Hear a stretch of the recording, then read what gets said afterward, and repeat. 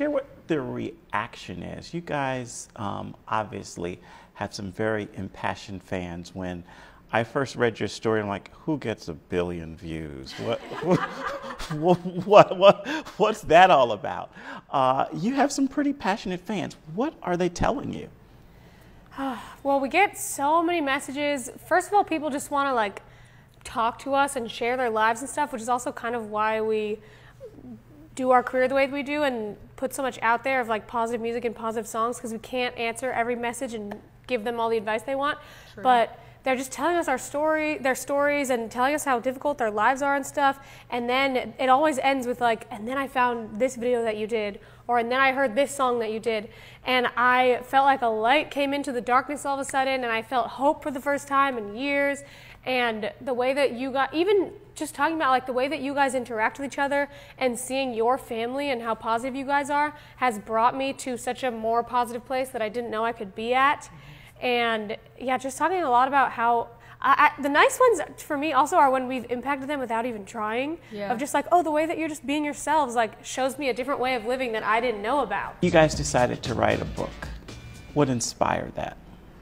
It was actually inspired by our fans, because we get all these messages of like these young girls who are pouring out their hearts and sharing like some of their deepest, darkest secrets, some of the things they've never even told their own family and friends.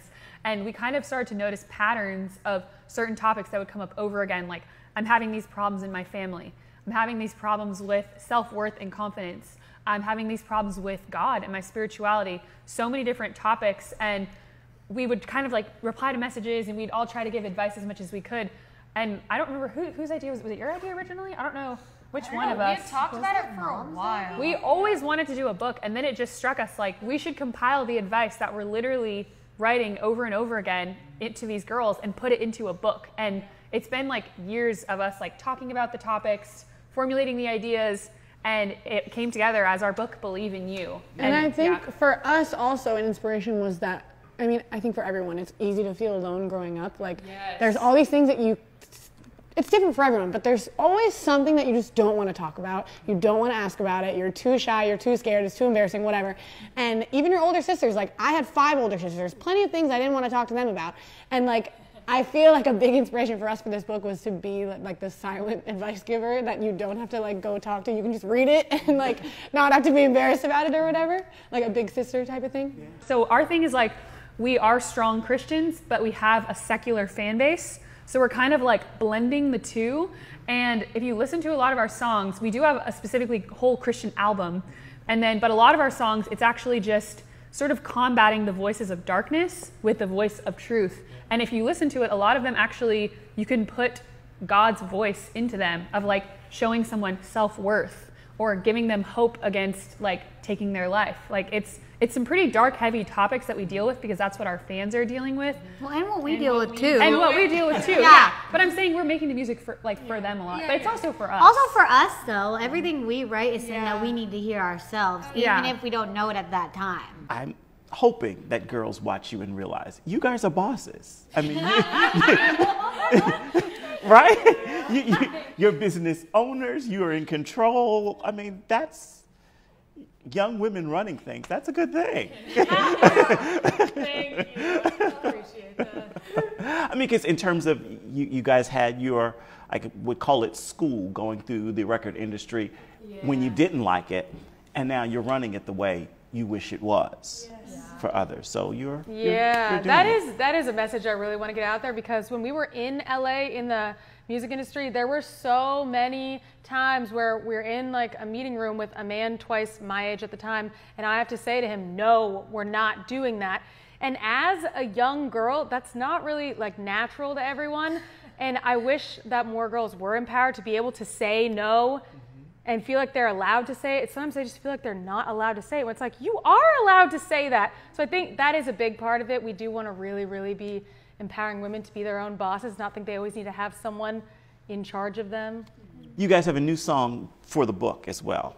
Yes. And that's called Believe in You as well. That's that out yet? Okay. Our new song, Believe in You, named after the book, is actually one of my favorite songs we have ever done. And initially, it was actually our book team was like, hey, what do you guys think of doing a song called Believe in You? And I was like, well, yeah, I guess we could do that, whatever. I didn't really think that much of it. Then we started to write it. Dani did the first lyrics, which is kind of like the bulk of the theme of the song.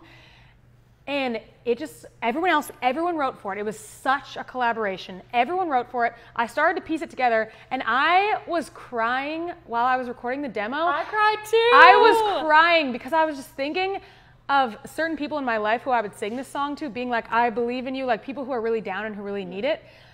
I was crying during that because it is just so uplifting. So then I was listening to the different versions on my walks, and I'm just crying again because I'm like, I believe in you. Because it's so uplifting. Just hearing the words, I believe in you, over and over in your headphones, it's just not something that you hear every day. Like, when's the last time someone just said, I believe in you?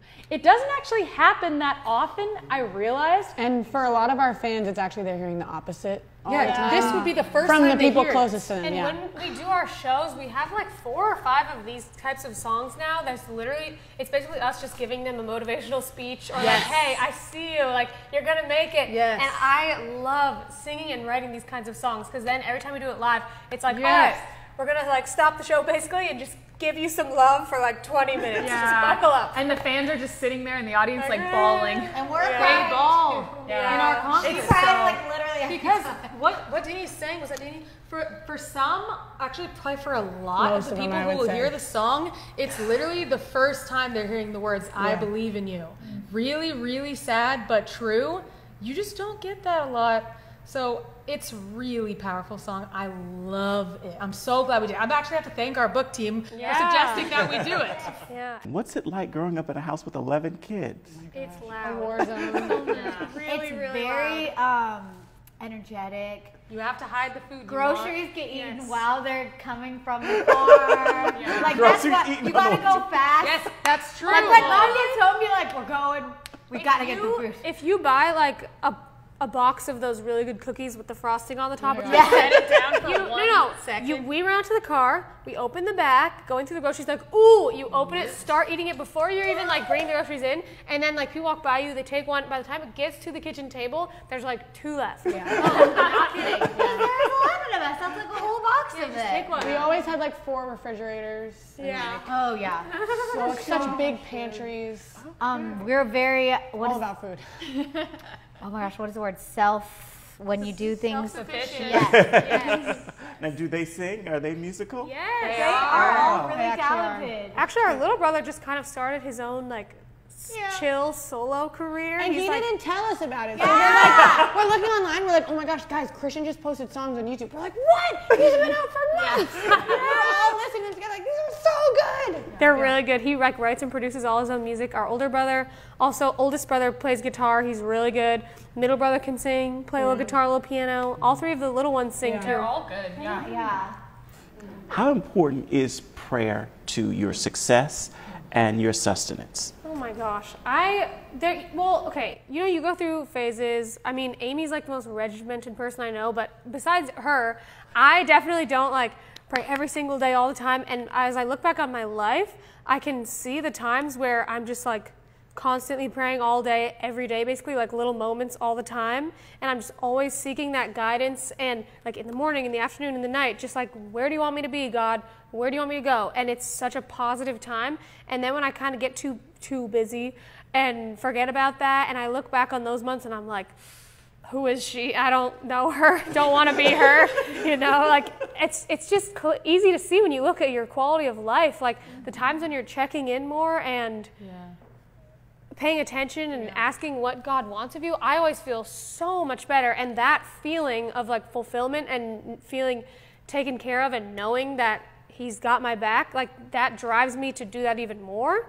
I don't even know who I would be if I stayed in those dark phases and just let that run my life. Yeah, Don't I want to think think about it. like my relationship with God, my prayer life definitely is what grounds me, because it reminds me I don't need to carry the world on my shoulders, which is definitely one of my tendencies.